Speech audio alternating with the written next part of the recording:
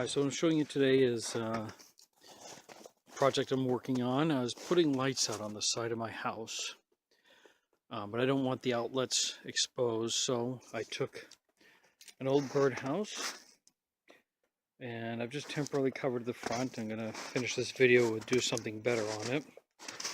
And underneath, I just cut one small section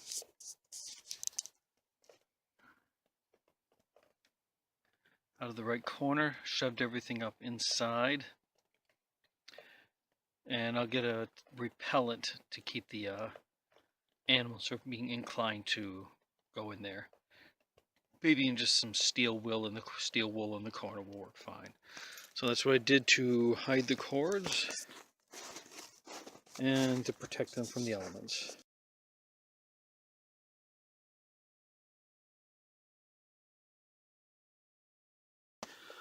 I read a line that worked as a repellent is dryer sheet lid. So I'm gonna stuff those right up there.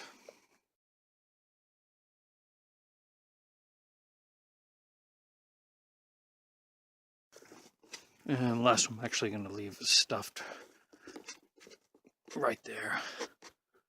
All right, so that will hopefully prevent them from wanting to chew to get in there.